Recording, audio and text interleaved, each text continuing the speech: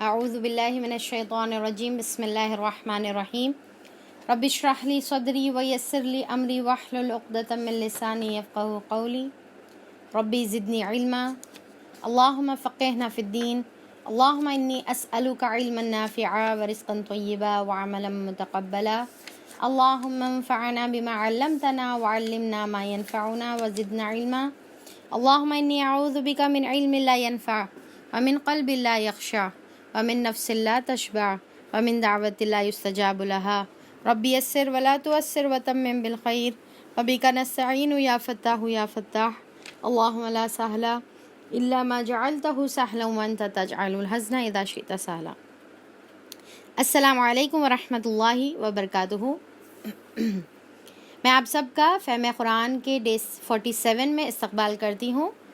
تو الحمدللہ ہم لوگ کا سورہ انبیاء چل رہا، آیت نمبر 83 ہم لوگ کی چل رہی تھی۔ تھوڑا سا حصہ ہم لوگوں نے کل پڑھا اور آج ہم اس کو انشاءاللہ کنٹینیو کریں گے، جس میں ہم ایوب علیہ السلام کے بارے میں پڑھ رہے ہیں۔ تو ایوب علیہ السلام کے سے پہلے جس کے بارے میں ہم لوگوں نے آلریڈی پڑھ لیا وہ کیا ہے، ابراہیم علیہ السلام کا تو ڈیٹیل میں پڑھے تھے، پر ذکر اور کن کن انبیاء اکرام کا ہم لوگوں نے دیکھا، موسیٰ علیہ السلام، ہارون علیہ السلام اور لوط علیہ السلام اور اسحاق اور یعقوب علیہ السلام، پھر جو ہے داؤد اور سلیمان علیہ السلام کے بارے میں گزرا، اور پھر اب ہم لوگ پڑھ رہے ہیں ایوب علیہ السلام کے بارے میں۔ تو جیسا ایوب علیہ السلام کا نام سنتے ساتھی جو چیز سب سے پہلے جو ذہن میں آتی ہے وہ کیا ہے؟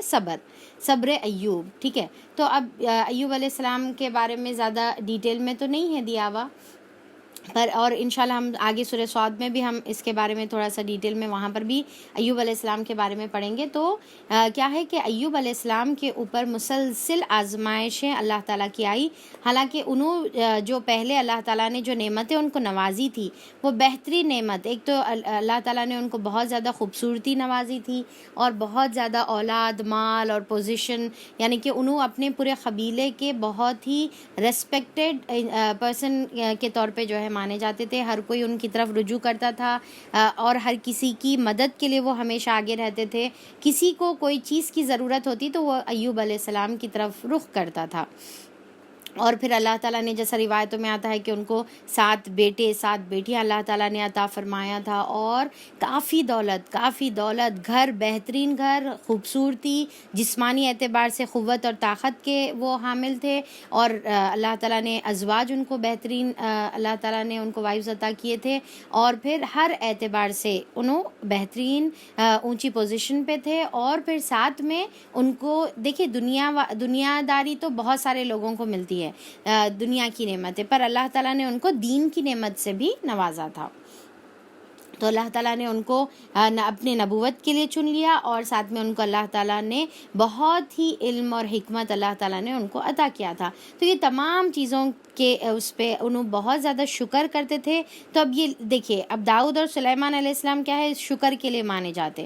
اب یہاں پر ایوب علیہ السلام بھی کا ذکر ہے ان کے بعد، اور ان کو بھی اللہ تعالیٰ نے ویسے ہی سملر اللہ تعالیٰ نے خوب مال اور دولت اور دنیا کے اعتبار سے تمام چیزیں اللہ تعالیٰ نے عطا کیے تھے۔ پر اس کے بعد کیا ہوا؟ جو ایک بہترین شکر کا جو نمونہ تھے، ایوب علیہ السلام بھی بہترین شکر کا نمونہ تھے، پر اس کے بعد کیا ہوا؟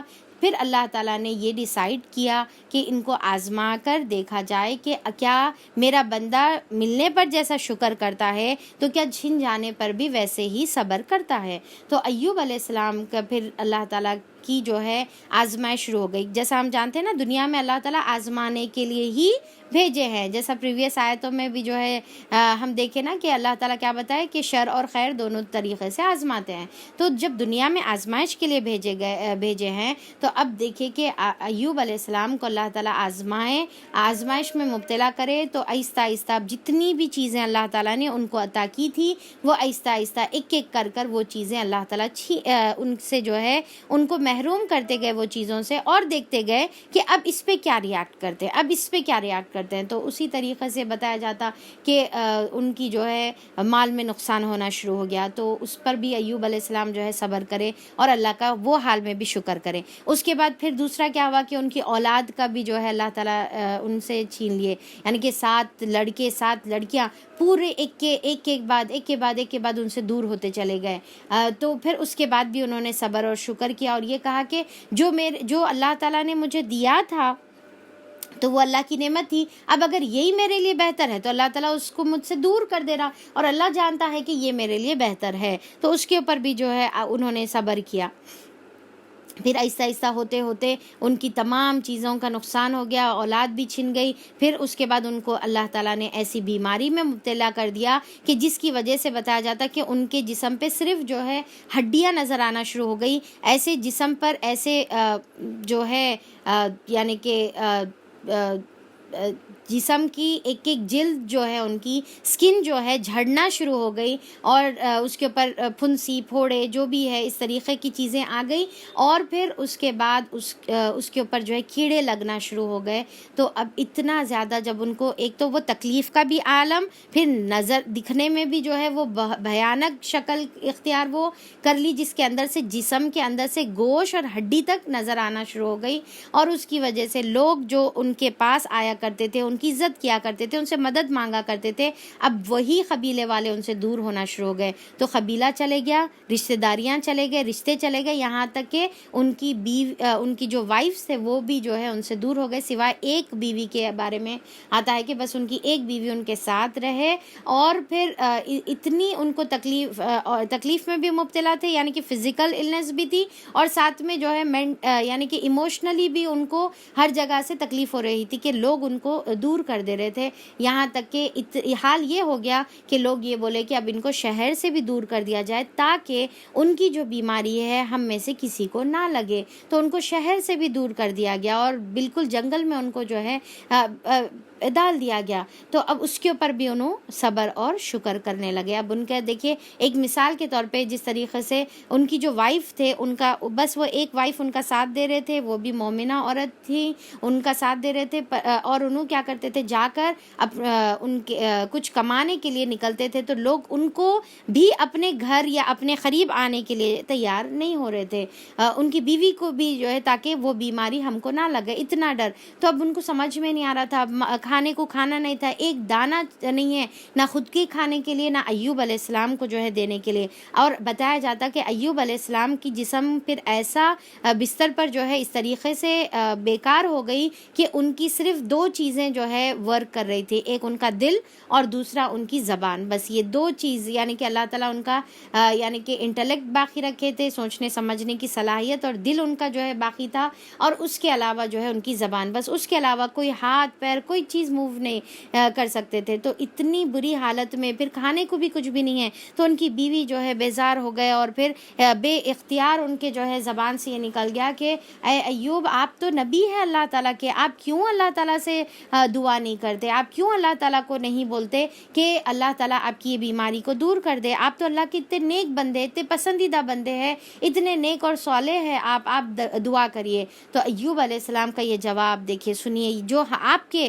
اور ہمارے لیے، جو میرے اور آپ کے لیے بہت بڑا سبق ہے۔ انہوں نے کہا اپنی بیوی سے کہ اللہ تعالیٰ نے مجھے نعمتوں سے کتنے سال تک نوازا، تو ان کی بیوی بتاتے ہیں کہ اللہ تعالیٰ نے آپ کو 80 سال تک تقریباً جو ہے نعمتوں سے نوازا۔ تو انہوں بولتے کہ پھر کس منہ سے میں اللہ تعالیٰ سے دعا کروں اور شکایت کروں کہ اللہ تعالیٰ میرے کو جو ہے یہ بیماری آپ دے دیے، میرے کو اس سے دوری عطا کر دے، اس سے جو ہے مجھے نجات عطا کر دے، میں کس منہ سے مانگوں اللہ تعالیٰ سے؟ یعنی کہ اب 80 سال اللہ تعالیٰ نے مجھے بیمار رکھا، تو اب 80 سال اس کے اوپر گزرنے دو کہ میں جو ہے اسی حالت میں جو ہے پڑا رہوں گا اور اللہ سے شکایت کا ایک لفظ اپنی زبان سے نہیں نکالوں گا۔ اور روایت میں کیا تھا کہ کیڑے جو ان کے جسم سے گرتے تھے، ان اس کی اپنے جسم پر ڈالتے تھے اور کہتے تھے کہ تمہارا رزق اللہ تعالیٰ نے یہاں پر رکھا ہے۔ تو اب آپ سوچ کے دیکھیے کہ یہ جتنی بھی جو یعنی کہ یہ جو ان کا لیول آف ایمان، صبر اور شکر کا جو جذبہ، اللہ تعالیٰ کی نعمتوں کو جو اتنے سال تک استعمال کرے۔ ہم دیکھیں کہ ذرا اللہ تعالیٰ سال و سال ہم کو اتنی نعمتیں عطا کرتے، اس کے بعد اللہ تعالیٰ ذرا ہم سے جو ہے کوئی نعمت چھین لے یا کوئی نعمت میں کمی ہو جائے، چھین تو لینا دور کی بات، ذری نعمت میں کمی ہو جائے تو ہم کیسا تلملا اٹھ جاتے ہیں، کیسے بے چین ہو جاتے ہیں اور بولتے کہ یہ کیوں ہو رہا میرے ساتھ، ایسا کیوں ہو رہا، اور ناشکریہ کرنا شروع کر دیتے۔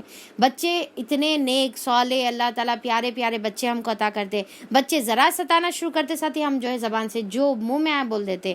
اب شوہر اللہ تعالیٰ اتنا پروٹیکٹیو، ایک جو ہے پروٹیکشن کے طور پہ اللہ تعالیٰ نے فائنینشیل اور فزیکل ہر چیز کے طور پہ اللہ تعالیٰ نے ہم کو جو ہے جو شوہر اللہ تعالیٰ اتنی نعمت کے طور پر عطا کرتا ہے، اب اس میں ذری کمی ہو جاؤ ہم جو ہے شکایتیں کرنا شروع کر دیتے، والدین کے بارے میں، رشتہ داروں کے بارے میں، پیسوں کے بارے میں، صحت کے بارے میں۔ اگر اللہ تعالیٰ بیماری، اللہ تعالیٰ صحت کے بعد، لمبی صحت کے بعد تھوڑی سی بیماری کا مزہ بھی چکھا دے تو ہائے ہائے ہماری زبان سے جو ہے کیسے کیسے ناشکری کے باتیں نکلنا شروع ہو جاتے۔ اور دیکھیے کہ جب اب ہو سکتا ہے کہ ایک انسان کے اوپر مصیبت پہ مصیبت، مصیبت پہ مصیبت آتی ہے، اور پھر راحت کا جو ہے یعنی کہ راحت کا مزہ انہوں نہیں چکتے، پر انہوں بھی یہ سوچنا چاہیے، ویسے لوگ بھی یہ سوچنا چاہیے کیا ایوب علیہ السلام کے جیسا مجھے آزمایا جا رہا؟ ان کے جیسا تو آزمائش نہیں ہے نا میری، جو بھی ہے میں آرام سے جو بھی حالت میں ہوں اس کے اوپر شکر ادا ہم کرنے والے بنے، اور پھر اس کے اوپر صبر کرنے والے بنے۔ اور دیکھیے کہ یہاں پر جو ایوب علیہ السلام کی جو ہے، پھر اس کے بعد ایوب علیہ السلام کا جو واقعہ آتا ہے کہ ان کی بیوی جب ان کے اپنے بال بیچ دیے اور بیچ کر اس سے پیسے کما کر انہوں لے کر پیسے یعنی کہ بال بیچ کر پیسے لائے اور اس سے کچھ کھانا لے کر آئے، تو ایوب علیہ السلام بولے کہ تم یہ پیسے کہاں سے لے کر آئے؟ اب پوچھنے پر پھر جب ان کی بیوی اپنا دوپٹہ ہٹا کر جب بتائے تو اب ایوب علیہ السلام کو بہت زیادہ برا دکھا اس کے اوپر۔ پھر اس کے بعد ایوب علیہ السلام نے یہ دعا کی کہ اللہ تعالیٰ مجھے کیا ہے، اب دیکھیں دعا کو بھی نوٹ کرنا ہے، دعا کی ٹیکسٹ پہ غور کریے آپ کیا بول رہے رب ہو، تو انہوں نے اپنے رب سے بولا کیا انی مسنیا، کہ اے اللہ تعالیٰ بے شک مجھے کیا ہے چھو گئی ہے، کیا ضرر چھو گیا ہے، یعنی کہ ضرر آ کر مجھے چھوا، آپ میرے کو ضرر دیے نہیں بول رہے، آپ میرے کو بیماری نہیں دیے بول رہے، بیماری اور ضرر کو جو ہے اللہ تعالیٰ کی طرف منسوب نہیں کر رہے، بلکہ کیا بول رہے کہ بیماری اور یا ضرر جو ہے ضرر بولے انہوں، یعنی کہ نقصان بول رہے۔ اب نقصان میں ہر چیز آ گیا، ان کی بیماری بھی آ گئی، ان کی تمام جو ہے یہ یعنی کہ بے بسی بھی آ گئی، جس میں ان کی بیوی کا یہ حال جو ہے ہو گیا کہ ان کو بال بھی بیچ دینا پڑا۔ تو انہوں جو ہے جب بے ساختہ یہ بولے کہ اللہ تعالیٰ ایک جو ہے مصیبت اور یہ جو ضرر ہے مجھے آ کر چھو گیا ہے اللہ تعالیٰ، اور آپ ارحم الراحمین ہیں۔ اب اللہ تعالیٰ کو یہ نہیں بول رہے آپ میرے کو بیماری دی، آپ میرے کو دور کرو، کچھ بھی نہیں، بس کیا بول رہے آپ ارحم الراحمین ہیں، یعنی کہ اللہ تعالیٰ کی رحمت کی صفت کو جو ہے انہوں نے جھنجھوڑا، اور اللہ تعالیٰ کی رحمت کی صفت کے وسیلے سے انہوں نے دعا کی کہ بس آپ مجھ پر رحم فرما دے، آپ ارحم الراحمین ہیں، رحم کرنے والوں سے بڑھ کر رحم کرنے والے ہیں، تو آپ مجھ پر رحم فرمائیے۔ کتنی خوبصورت جو ہے طریقے سے دعا۔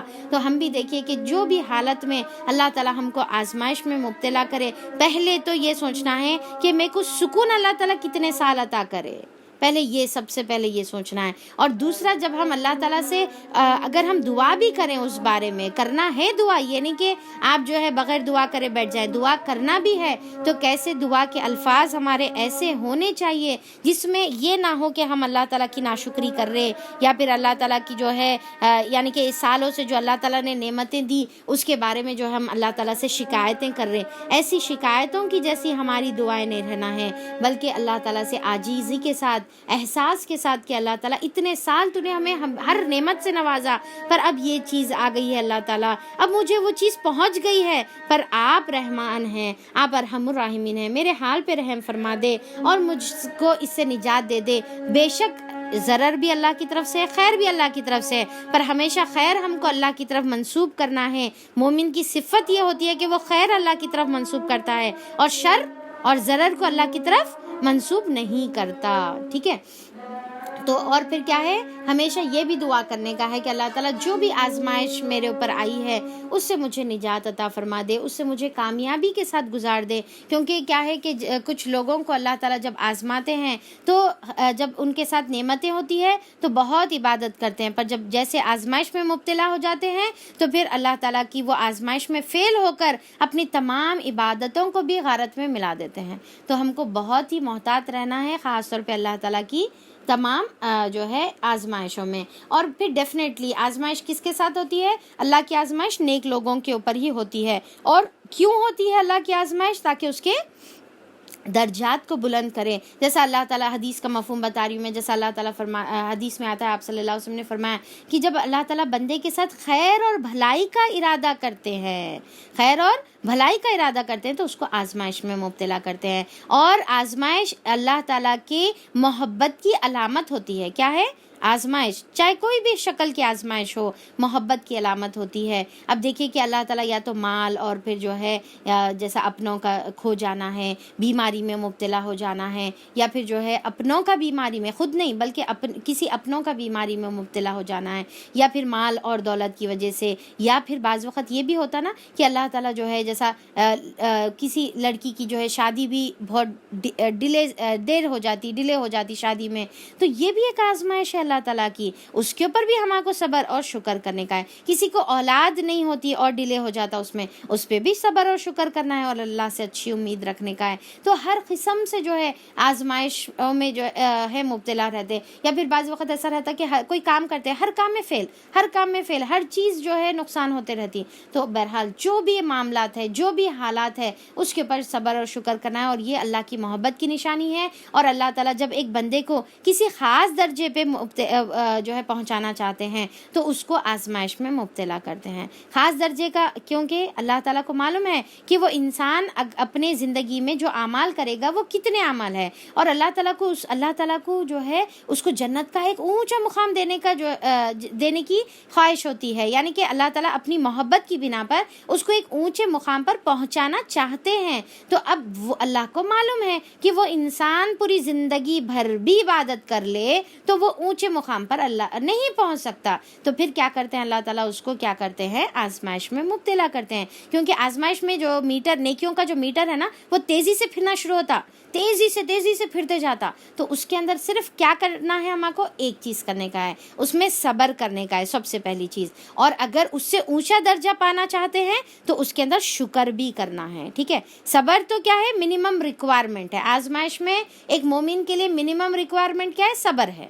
پر شکر کیا ہے, ہائی لیول ہے, بہت اونچا, اور ڈبل جو ہے اس میں نیکیاں جو ہے ملٹیپلائی ہوتی ہے. تو بہرحال اللہ تعالیٰ کی یہ ڈیفینیٹلی آزمائش رہتی ہے, ہمارے کو آزمائش کو سمجھنے کا ہے. اور پھر یہ بھی دیکھیے کہ یہ بھی اکثر لوگوں کا دماغ میں یہ تھنکنگ رہتی, سوچ رہتی کہ اللہ تعالیٰ نا جو گنہگار رہتے ان کو آزماتا. اب دیکھیے کہ ایک نبی سے بڑھ کر کوئی نیک ہو سکتا, ایک نبی سے بڑھ کر کوئی جو ہے اچھا ہو سکتا دنیا میں. تو اللہ تعالیٰ جب ایک نبی کو آزما رہے, اتنے نیک انسان نبی کو آزما رہے, تو ہم دنیا میں جو ہے ہم کبھی بھی کسی کے بارے میں یہ نہیں بولنے کا. اکثر لوگ کیا بولتے ہیں, کیا گناہ کرے گی, کون سے گناہ کی ان کو سزا مل رہی کی, کیا برے حال میں ہے, کیسی بری بیماری ہو گئی ان کو. تو یہ انسان کبھی بھی نہ سوچے اپنے ذہن میں, نہ اپنے زبان سے ایسی بات نکالے, کیونکہ آزمائش تو اللہ تعالیٰ نیک لوگوں کے ساتھ کرتے ہیں, یا پھر جس سے محبت کرتے ہیں. ہو سکتا ہے وہ نیک نہیں ہے پر اللہ تعالیٰ کا کوئی عمل کی وجہ سے محبوب ہے. یعنی کہ ایک انسان بہت گنہگار ہے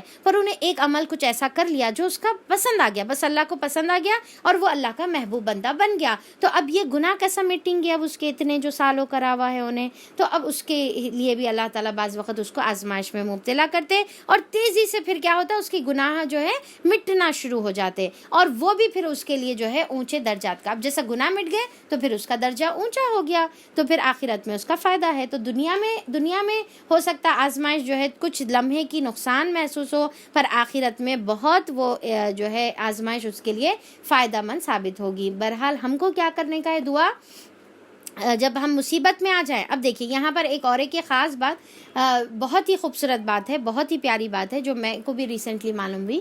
تو جو ہے یعنی کہ صبر کا معاملہ کیسا ہے کہ جب مصیبت آ جائے تو صبر کریں, ٹھیک ہے, اور اس کے اوپر اللہ تعالیٰ سے مدد بھی چاہیں کہ اللہ تعالیٰ میری مدد فرما صبر میں. پر کبھی بھی جو ہے نارمل ٹائم پہ یا سکون کے ٹائم پہ یا بغیر بیماری کے, یا اللہ تعالیٰ جو اچھے نعمتیں جب عطا کرا ہوا ہے وہ ٹائم پہ کبھی بھی صبر کی دعا نہ کریں. یعنی کہ اللہ تعالیٰ مجھے صبر عطا فرما, اللہ مجھے صبر عطا فرما, یہ پسندیدہ عمل نہیں ہے بتایا جاتا ہے. کیونکہ ایک وقت آپ صلی اللہ علیہ وسلم ایک صحابی کے پاس سے گزر رہے تھے, تو انہوں جو ہے اللہ تعالیٰ سے صبر کی دعا کر رہے تھے. تو آپ صلی اللہ علیہ وسلم نے فرمایا کہ اللہ سے صبر مت مانگو, کیونکہ اگر صبر کا مطلب یہ ہے کہ اللہ تعالیٰ میرے کو مصیبت میں مبتلا کر, اس کے بعد میں صبر کروں گا اور اس میں میری مدد کر, ایسا مطلب ہو جاتا. تو صبر کے لیے دعا نہیں کرنا ہے, بلکہ کئی کے لیے دعا کرو. بولے آپ صلی اللہ علیہ وسلم, آپ بولے کہ بلکہ تم یہ کہو اللہم انی اسألک العافیہ, کہ اللہ تعالیٰ میں تجھ سے عافیت کا سوال کرتا ہوں. تو کئی کی دعا کرنا ہے, ہم کو عافیت کی دعا کرنے کا ہے. اور اگر ہم مبتلا ہو جائیں, اگر اگر مصیبت میں، تو وہ ٹائم پہ ہم جو ہے اللہ کی مدد چاہیں، اور جب ہم صبر کے لیے دعا کریں اور پھر اللہ تعالیٰ سے جو ہے استقامت کے لیے، صبر کے لیے اور شکر کے لیے وہ دعا کریں۔ پر جب اللہ تعالیٰ کی نعمتوں میں اگر ہم ہیں تو وہ ٹائم پہ ہمیشہ عافیت کی دعا کریں، بس اللہ تعالیٰ ایسی خیر عافیت سے مجھے رکھ اور ہمیشہ میرے ساتھ عافیت کا ہی معاملہ کر، ویسی ہم کو جو ہے ہمیشہ دعا کرنے کا ہے، ٹھیک ہے؟ تو یہ کلیئر ہو گیا۔ اب یہاں پر جب انہوں نے یہ دعا کی تو ہم نے اس کی دعا قبول کر لی۔ اب دیکھیے کہ اب یہاں پر جب دعاؤں کا سلسلہ شروع ہو رہا، اب غور کریے، اب تک جتنے ہم اس سے پہلے بھی دعائیں پڑھے، آپ صلی اللہ علیہ وسلم کی دعا پڑھے، موسیٰ علیہ السلام کی دعا پڑھے، یا پھر ابراہیم علیہ السلام کی کئی دعائیں ہم لوگوں نے پڑھی، تو اب تمام دعاؤں میں دیکھیے آپ کسی کا وسیلہ نہیں ہے، ڈائریکٹ اللہ تعالیٰ سے، اللہ کی صفات کے ذریعے سے انبیاء اکرام دعا کر رہے۔ اب دیکھیے کہ جو انبیاء اکرام ہیں، ان سے پہلے کے گزرے ہوئے انبیاء اکرام کے وسیلے سے دعا کر سکتے تھے، پر انہوں نے نہیں کی۔ آپ صلی اللہ علیہ وسلم کبھی بھی ابراہیم علیہ السلام کے وسیلے سے، موسیٰ اور عیسیٰ علیہ السلام کے وسیلے سے دعا نہیں کرے، بلکہ ڈائریکٹ اللہ تعالیٰ سے دعا کرے، اس کی صفات کے ذریعے سے دعا کرے۔ تو ہم کو بھی اللہ سے دعا کرنا ہے اور اللہ کے پیارے پیارے صفات کے ذریعے سے ہم کو دعا کرنا ہے، ارحم الراحمین۔ اور پھر اب یہاں پر جیسا اللہ تعالیٰ سے وہ دعا کرے تو ہم نے اس کی دعا قبول کر لی، اللہ تعالیٰ نے ان کی دعا قبول کر لی، اور جو تکلیف اسے تھی اس کو دور کر دیا، یعنی کہ جو بھی ضرر کی دعا کرے نا، تو اب اللہ تعالیٰ بھی بول رہے جو بھی ضرر ان کو تھا، اللہ تعالیٰ وہ ضرر کو جو ہے ان سے دور کر دیا، اور پھر کیا کرے، اور صرف اس کے اہل و عیال ہی اس کو نہیں دیے، بلکہ اس کے ساتھ اتنے ہی اور بھی دیے۔ اب اس کے بارے میں آتا ہے کہ اللہ تعالیٰ جب ان کو عطا کرے تو اتنا عطا کرے کہ جب ان کی بیوی نہیں موجود تھے تو اللہ تعالیٰ، جس کا ذکر انشاءاللہ سورہ صاد میں آئے گا، تو اللہ جب انہوں غسل کرے پانی سے جو اللہ تعالیٰ نے عطا کیا تھا، اس کے بعد بالکل اتنے خوبصورت انسان کی شکل میں پھر واپس سے ان کی خوبصورتی آ گئی، پوری بیماری دور ہو گئی۔ اب ان کی بیوی آ کے بولے کون ہے آپ، کون ہے، اور میرے میاں کہاں ہیں، یہاں پر تھے نا، انہوں کہاں گئے، تو پریشان ہونے لگے۔ تو انہوں بولے کہ میں ہی تمہارا شوہر ہوں، میں ہی ایوب ہوں۔ تو انہوں اتنے خوش ہو گئے اور اللہ کا شکر ادا کرے دونوں مل کر، اور پھر اللہ تعالیٰ نے ان کو بھی خوبصورتی عطا کیا اور ان کو واپس سے وہی جوان کر دیا جب جیسا جو ہے پہلے انہوں تھے، اور پھر اللہ تعالیٰ نے ان کو اولاد عطا کی، اور بتایا جاتا کہ 14 بیٹے اور 14 بیٹیاں اللہ تعالیٰ نے ان کو عطا کی، 28 اللہ تعالیٰ نے ان کو، پھر جتنا مال تھا اس سے دگنا مال عطا کیا، جتنی جو ہے دولت تھی اس سے دگنی دولت، جتنی عزت تھی اس سے دگنی عزت، اللہ تعالیٰ ہر چیز ڈبل اللہ تعالیٰ کر کے ان کو واپس کرے۔ اور یہاں تک کہ جیسا بتایا جاتا نا، روایت میں آتا آپ صلی اللہ علیہ وسلم کی حدیث میں، آپ صلی اللہ علیہ وسلم نے فرمایا کہ جب اللہ تعالیٰ نے ایوب کو صحت عطا کر دی، اور ایک مرتبہ انہوں جو ہے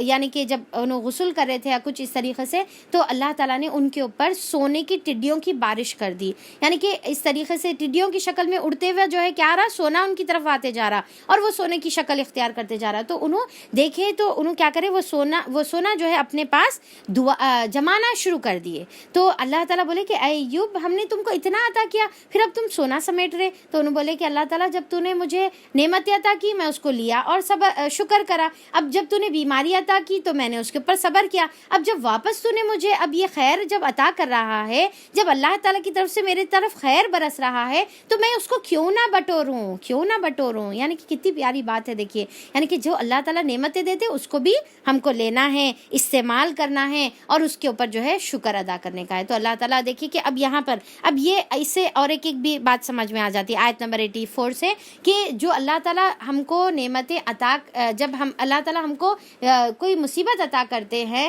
اس کے بعد ہم اگر اس کے اوپر صبر کریں گے اور شکر کریں گے، تو پھر اس کے بعد جو اللہ تعالیٰ عطا کرتے ہیں وہ صبر اور شکر کے مطابق اللہ تعالیٰ جو ہے ہمارے کو اجر عطا کرتے ہیں، دنیا میں بھی اور آخرت میں، اور دگنا جو ہے اللہ تعالیٰ اس میں برکتیں فرماتے ہیں۔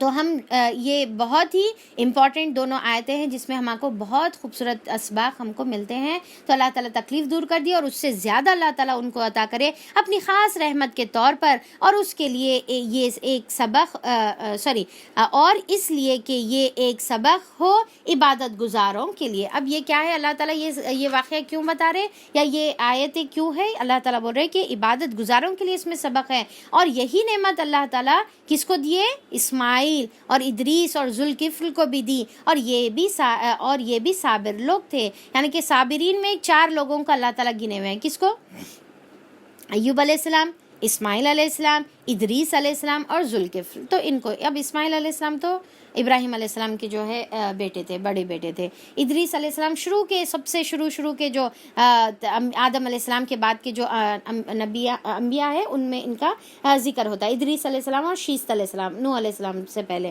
اور پھر ذوالکفل کے بارے میں جو ہے کوئی روایت اور حدیثوں سے کوئی بات نہیں ملتی ہے، آیتوں سے بھی ان کے بارے میں ڈیٹیلز نہیں ملتا ہے. البتہ الگ الگ جو ہے مفسرین اور علماء اکرام کے قول ہے، بہرحال اوتھینٹک حدیث سے ہم کو اس کے بارے میں ڈیٹیلز نہیں ملتے ہیں. تو بہرحال یہ بھی ایک نبی تھے، اور پورے چاروں کیا تھے، جو ہے صابر تھے، صابرین میں تھے، اور ان کو ہم نے اپنی رحمت میں داخل کیا کہ وہ صالحین میں سے تھے. یعنی کہ ایک تو صبر کرنے والے تھے، اور جب مصیبت آئی تو اس پہ صبر کرنے والے تھے، اور نیکی کے کام کرنے والے تھے. تو لہٰذا اللہ تعالیٰ بول رہے کہ ان کو اپنی رحمت سے اللہ تعالیٰ عطا کرے، یعنی کہ وہ مصیبت دور کر دیے، اور پھر رحمتوں سے اللہ تعالیٰ ان کو مزید عطا کرے، اور ان کو جو ہے اللہ تعالیٰ صالحین، کیونکہ انہوں صالحین میں سے تھے. اب دیکھیے کہ یہ امپورٹنٹ ہے کہ جب ایک انسان نیک صالح عمل کرتا ہے، کیا ہے، ایک انسان جو ہے نیک صالح عمل کرتا ہے، تو پھر اللہ تعالیٰ اس کو اپنی رحمت میں داخل فرماتے ہیں. بہت امپورٹنٹ چیز ہے. پھر اس کے بعد اللہ تعالیٰ فرما رہے ہیں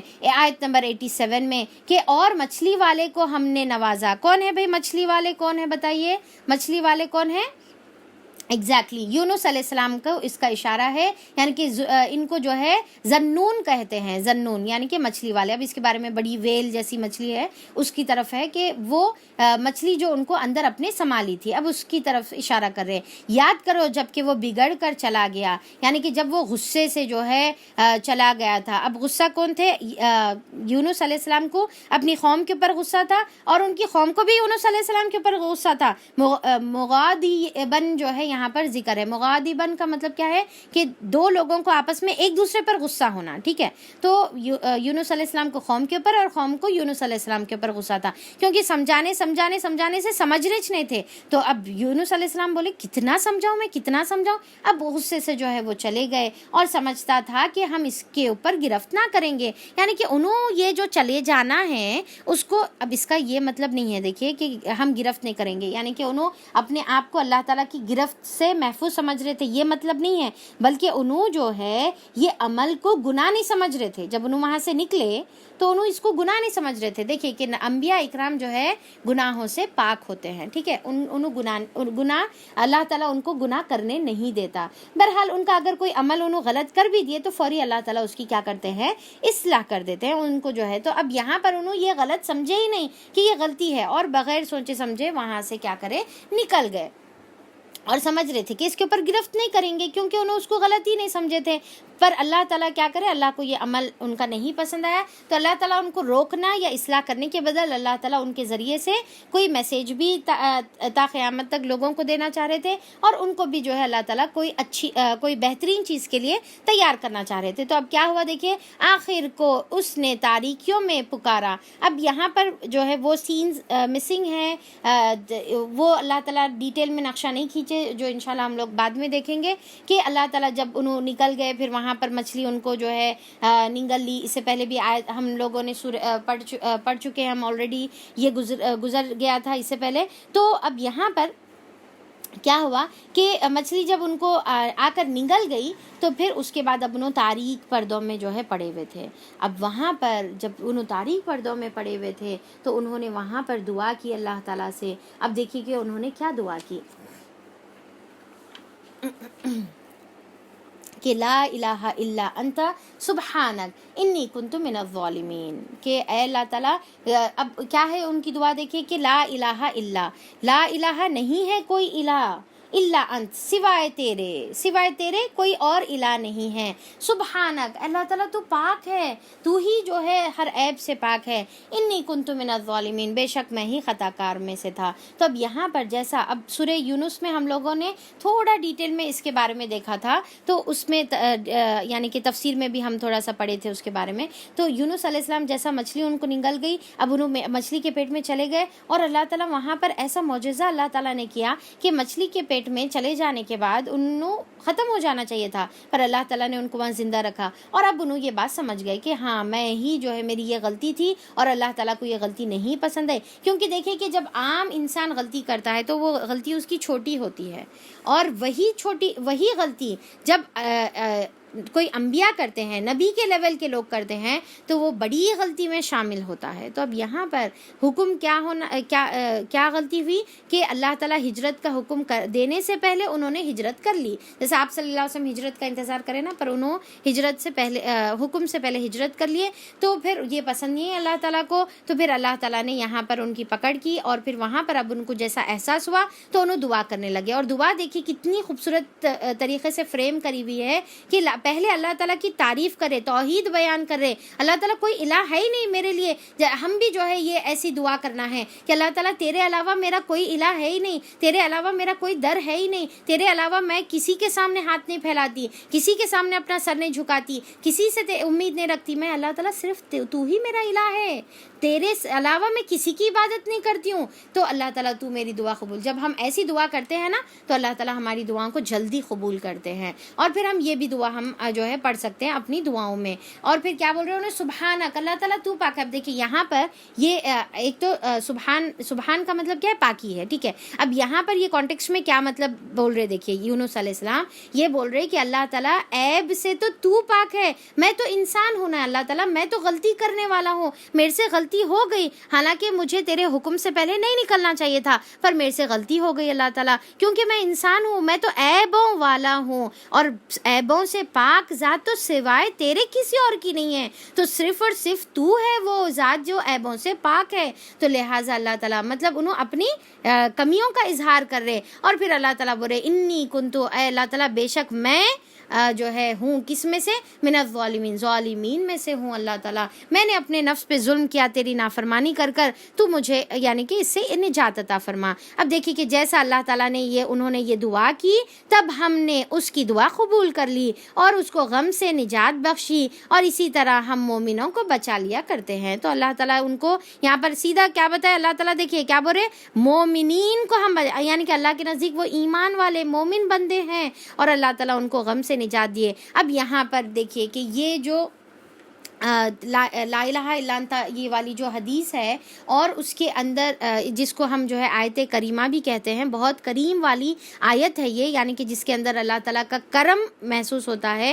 تو وہ جو کریم والی آیت ہے، تو اس کی فضیلت میں آپ صلی اللہ علیہ وسلم نے فرمایا کہ کیا میں تمہیں ایسی دعا نہ بتاؤں جو تمام مصیبتوں اور رنج اور پریشانیوں سب سے جو ہے تم کو نجات دے دے گی اگر تم اس کو پڑھو گے. تو صحابہ بولے کہ اللہ کے رسول ضرور بتائیں ہم کو. تو آپ صلی اللہ علیہ وسلم نے فرمایا کہ مچھلی والے کی دعا، یعنی کہ لا الہ الا انت سبحانک انی کنت من الظالمین. ٹھیک ہے، یہ بھی دعا اب آپ لوگوں کا اسائنمنٹ ہے، یہ دعا آپ کو یاد کرنے کا ہے، اور ترجمے کے ساتھ یاد کریے. دیکھیے کہ نہیں ہے کوئی الہ سوائے تیرے اللہ تعالیٰ، بے شک ہر عیب سے تو پاک تیری ذات ہے، اور بے شک میں اللہ تعالیٰ ظالموں میں سے ہوں، گناہ گاروں میں سے ہوں. تو اللہ تعالیٰ یعنی کہ اب یہ دعا ہم جب کریں گے تو اللہ تعالیٰ ہمارے کو جو بھی ہم گناہ کرے ہوئے ہیں اس کی وجہ سے جو مصیبت میں ہم مبتلا ہیں اس کو دور کر دیں گے. اب جیسا ہمارے کو معلوم ہے نا اللہ تعالیٰ قرآن کے اندر کیا بولے؟ جو بھی مصیبت تمہارے پر آتی ہے تمہارے خود کے عمل کی وجہ سے آتی ہے، رائٹ؟ تو اب ہماری عمل کی وجہ سے ہو سکتا ہے ہم کوئی مصیبتوں میں، بیماریوں میں، پریشانیوں میں، لاسز میں جو ہے مبتلا ہیں. تو اب کیا کریں گے؟ ہم یہ دعا پڑھیں گے، دعا پڑھ کے اللہ تعالیٰ سے توبہ اور استغفار کریں گے. یہ بھی ایک قسم کا استغفار کی دعا ہے، یہ بھی ایک قسم کا استغفار ہے، سمجھے؟ یہ بھی ایک قسم کی توبہ کی دعا ہے. تو اگر ہم یہ توبہ اس کے ذریعے سے ہم استغفار کریں گے، اللہ سے دعا مانگیں گے، توبہ کریں گے، تو اللہ تعالیٰ پھر ہم کو ایک تو ہمارا گناہ بھی معاف کر دے گا، اور دوسرا جو یہ گناہ کی نحوست کی وجہ سے جو مصیبت میں مبتلا ہے وہ مصیبت ہم سے دور کر دے گا. یعنی کہ مصیبتوں اور پریشانیوں سے نجات کی یہ بہترین دعا ہے. اب اس کو کیا کہتے ہیں؟ اب آپ اس کو آیت کریمہ بول کے سمجھ سکتے ہیں، بالکل صحیح ہے. پر آیت کریمہ کا جو طریقہ آج ہمارے معاشرے میں رائج ہے اس کے بارے میں بھی میں ایک بات آپ لوگوں کو بتانا چاہوں گی کہ دیکھیے کہ یہ جو طریقہ کار ہم استعمال کر رہے وہ طریقہ کار ہمارے سنت ہمارے نبی کریم صلی اللہ علیہ وسلم کے، ہمارے پیارے رسول کے اور پیارے صحابہ کے طریقے سے ثابت نہیں ہے۔ اب دیکھیں کہ یونس علیہ السلام یہ دعا کتنے بار پڑھے؟ ایک بار دعا کا ذکر ہے، 70 بار پڑھے، 1100 بار پڑھے، یا پھر جو ہے اور پھر 1,24,000 بار پڑھے یا 1,11,000 بار پڑھے؟ نہیں، بلکہ کتنے بار پڑھے؟ ایک بار پڑھے۔ کہاں سے پڑھے؟ زبان سے نہیں پڑھے، دل سے پڑھے، یہ امپورٹنٹ ہے، یعنی کہ دل سے، احساس کے ساتھ، دل سے ان کے یہ کلمات نکلے، رائٹ؟ تو دل کے ساتھ اور احساس کے ساتھ کتنے لوگوں کو ملا کے پڑھے بھائی؟ اکیلے مچھلی کے پیٹ میں جو ہے پڑھے۔ اچھا کہاں پر پڑھے؟ مچھلی کے اندھیرے کے اندر، یعنی کہ سمندر کا اندھیرا، مچھلی اندر، بتایا جاتا کہ مچھلی جو ہے کوئی سرنگ میں جا کے بیٹھ گئی تھی، کہتے وہ جو بھی مچھلی تھی، تو اب وہ اندر مچھلی کے پیٹ کے اندر، پھر وہ سرنگ کے اندر، پھر اس پہ وہ سمندر کے، پھر اس کے اوپر آسمان کے اوپر، عرش کے اوپر، ساتوں آسمان کے اوپر جو عرش والا مالک ہے، وہاں پر اللہ آپ کی دعا سنا یونس علیہ السلام کی، یہاں پر بیٹھ کے دعا کرے۔ تو ہم کو بھی جو ہے یہ دعا 100 لوگوں کو، 50 لوگوں کو، 20 لوگوں کو جمع کر کے، پھر اس کے بعد جو ہے سب دسترخوان بچھا کے، پھر اس کے اوپر 1,00,000 بار پڑھ کے جب ہم دعا کریں گے تو قبول ہوں گی، سمجھتے اپن نہیں، بلکہ ہم دل سے ایک مرتبہ اندر کے احساسات کے ساتھ جب ہم پڑھیں گے اور تڑپ کے اللہ تعالیٰ کو پکاریں گے، اور احساس کے ساتھ کہ اللہ میں غلط کری، میں ظلم کری اپنے اوپر، آپ پاک ہے اللہ، میں تو گناہوں میں مبتلا ہوں، ہم تو گناہوں کی گندگیوں میں لت پت ہے اللہ تعالیٰ، تو ہم کو یہ گناہوں کی گندگیوں سے، جیسا ایک ماں اپنے بچے کو، جب وہ بچہ گندگیوں میں لت پت ہوتا ہے تو ماں کتنی محبت سے، پیار سے اس کو لے کر اس کو صاف کرتی ہے، اس کو نہلاتی ہے، دھلاتی ہے، اچھا لباس پہناتی ہے۔ اللہ تعالیٰ وہ ماں ہے، وہ اس کی وہ محبت ہے، پر تو اتنی زیادہ ماؤں سے بڑھ کر محبت کرنے والا ہے، تو اللہ تعالیٰ ہم کو اپنا لے اور ہم کو یہ گندگیوں سے صاف کر دے، اور ہم کو اللہ تعالیٰ تو اپنی رحمت میں داخل فرما دے۔ تو ہم جب یہ تڑپ کر دعا کریں گے تو پھر اللہ تعالیٰ وہ ایک مرتبہ جو دل سے ہماری ندا نکلے گی، وہ اللہ تعالیٰ کے عرش کو جا کر جو ہے جھنجھوڑے گی، اور اللہ تعالیٰ عرش والا وہ مالک، وہ رب العرش جو ہے ہماری دعاؤں کو سنے گا۔ یہ جو طریقہ ہے، یہ طریقہ سنت سے ثابت نہیں ہے، جو آج ہمارے معاشرے میں رائج ہے کہ ہم جو ہے لوگوں کو بلا کر، پھر جو ہے جو لوگ آتے ہیں نہ ان کو ہمارے مصیبت سے جو ہے کوئی ان کو رنج ہے، نہ غم ہے، کچھ بھی نہیں ہے، بلکہ اچھی جو ہے تاہری واہری بنتی، یا پھر دالچا بگارا کھانا، ہم تو وہی نیت سے بچپن میں جاتے تھے بھائی، دالچا بگارا کھانا زبردست بنتا ہے، خوشبوئیں آتی ہے، لکڑی کے جو ہے چولہے پہ بنتا ہے تو اور مزے کا بن جاتا وہ، تو اب اس کے اندر جو ہے ان آتے،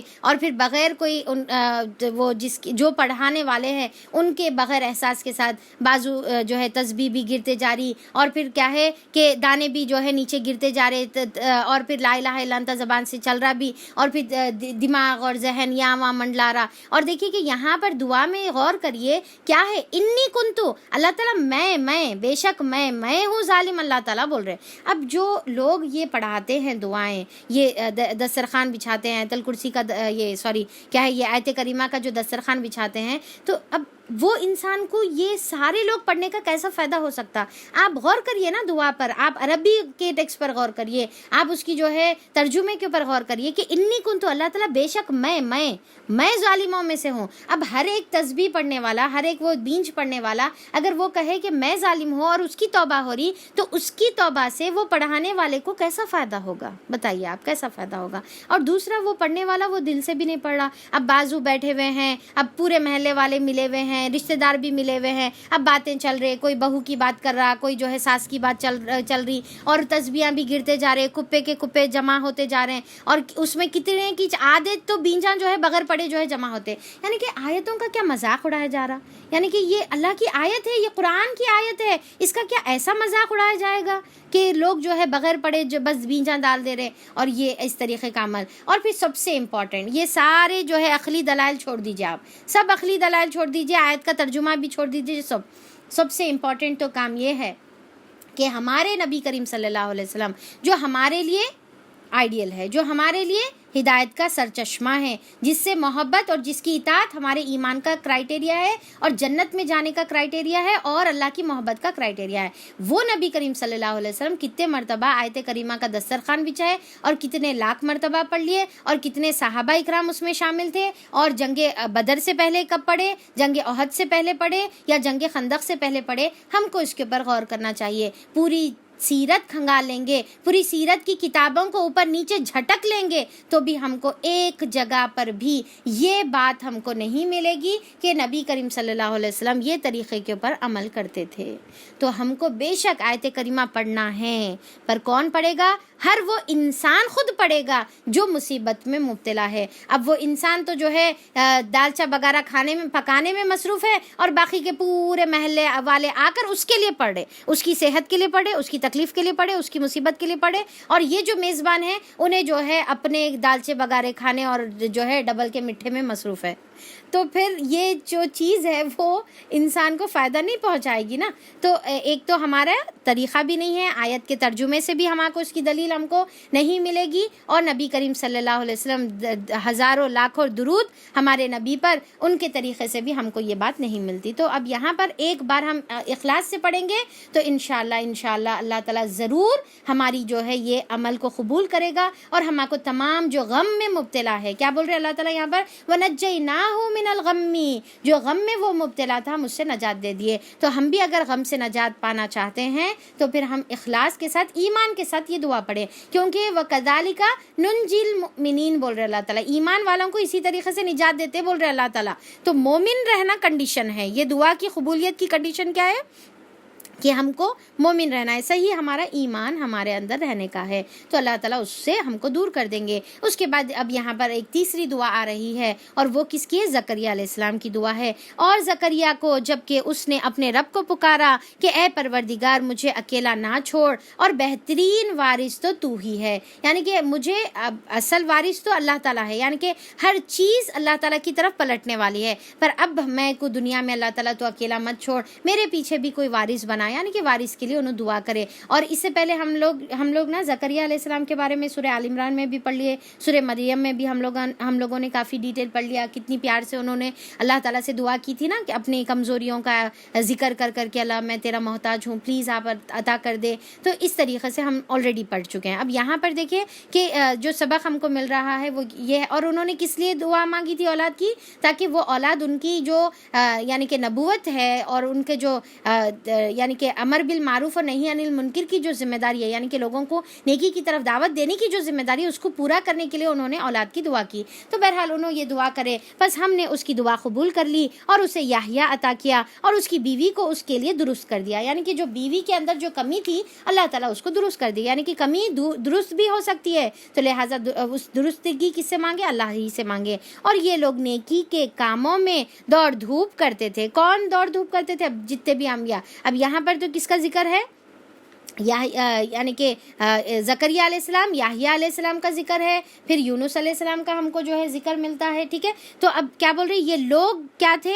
یہ لوگ نیکی کے کاموں میں دوڑ دھوپ کرتے تھے۔ اب ان کی صفت بتائی جا رہی، کیا کرتے تھے انہوں؟ دوڑ دھوپ، محنت کرتے تھے۔ اگر یہ آیتوں کو اگر ہم عربک میں پڑھیں گے تو زیادہ صحیح سمجھ میں آتا۔ کیا بتا رہے اللہ تعالیٰ؟ انہم کانوا یسارعون فی الخیرات، یسارعون یعنی کہ تیزی سے جو ہے گامزن رہتے تھے خیرات میں، خیر کے تمام کام میں، یعنی کہ لوگوں کی بھلائی کے کام میں، ہر نیکی کے کام میں آگے بڑھ چڑھ کر جو ہے حصہ لینے والے تھے۔ دوسرا کیا کرنے والے تھے؟